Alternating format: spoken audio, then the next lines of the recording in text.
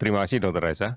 Saudara-saudara, sebelum saya menyampaikan tentang kinerja data hari ini, saya akan menyampaikan beberapa hal yang selama ini banyak diperbincangkan oleh masyarakat terkait dengan perubahan terminologi di dalam kaitan perubahan buku pedoman pencegahan dan pengendalian COVID-19 yang sudah masuk pada revisi kelima.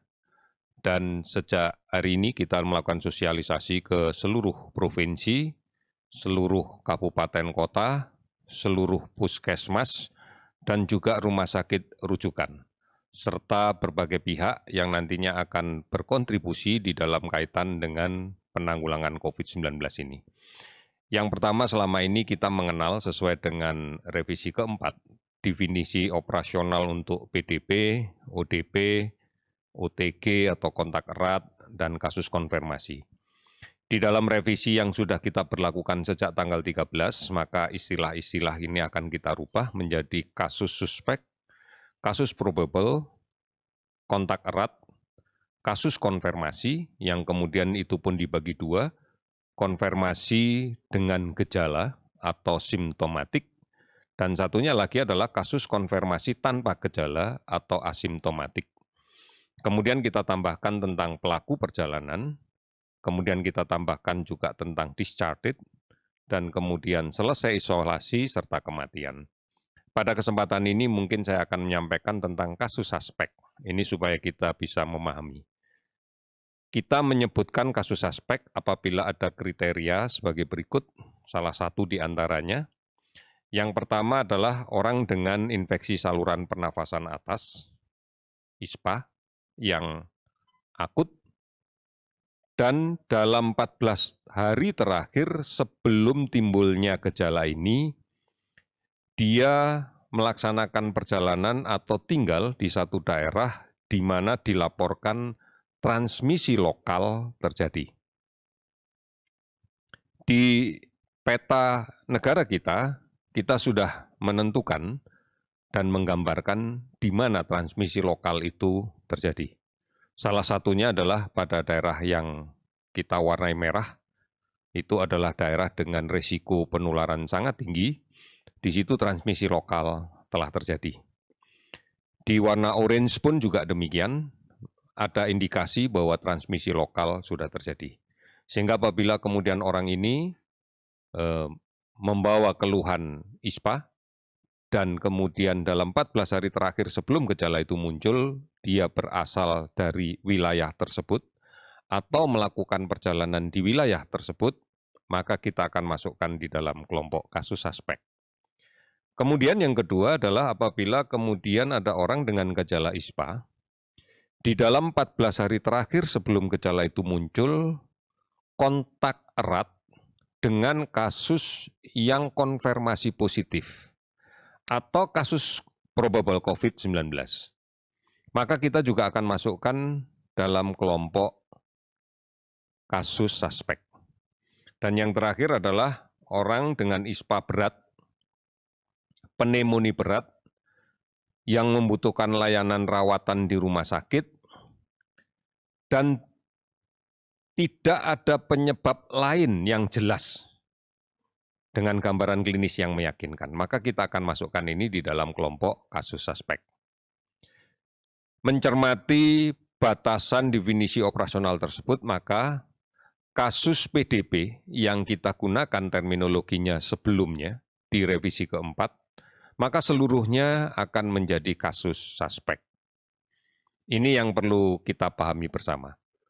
Beberapa hal terkait dengan definisi operasional ODP di masa yang sebelumnya pada revisi keempat, itu pun juga ada yang masuk di dalam kriteria kasus suspek, terutama pada orang yang memiliki riwayat perjalanan dari daerah yang diyakini transmisi lokalnya terjadi, atau diyakini kontak dengan kasus konfirmasi positif yang sudah kita pastikan.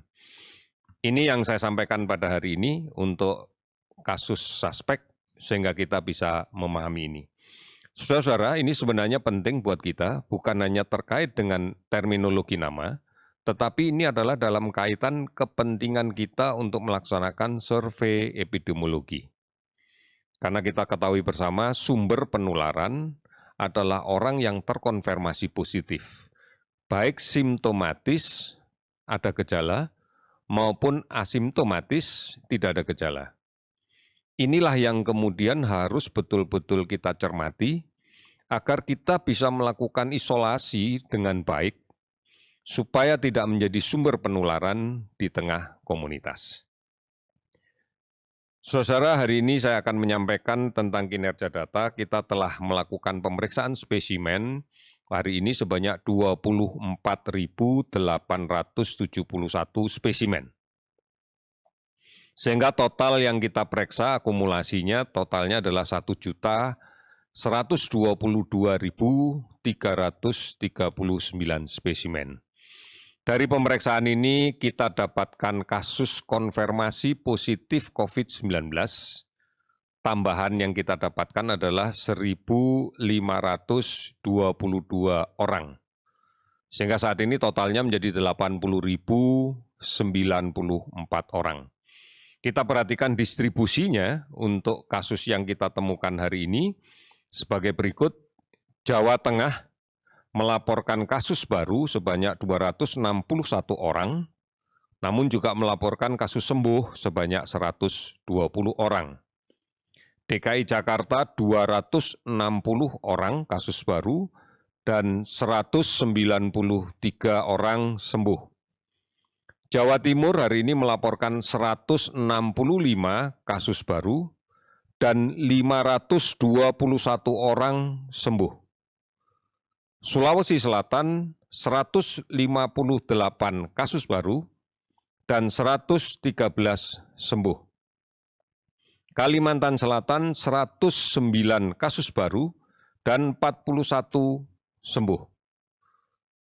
Sumatera Utara 99 kasus baru dan 41 sembuh. Jawa Barat 75 kasus baru dan 140 sembuh.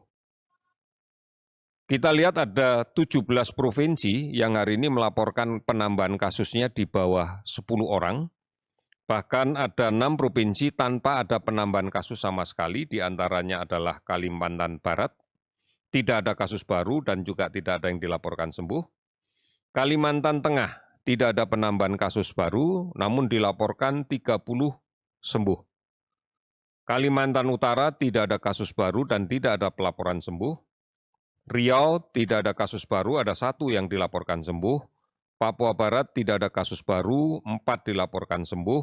Nusa Tenggara Timur tidak ada kasus baru dan tidak ada pelaporan kasus sembuh. Kasus sembuh total yang kita dapatkan pada hari ini adalah 1.414 orang. Sehingga total sembuh menjadi 39.050 orang. Kasus meninggal 87 orang, sehingga total meninggal menjadi 3.797 orang.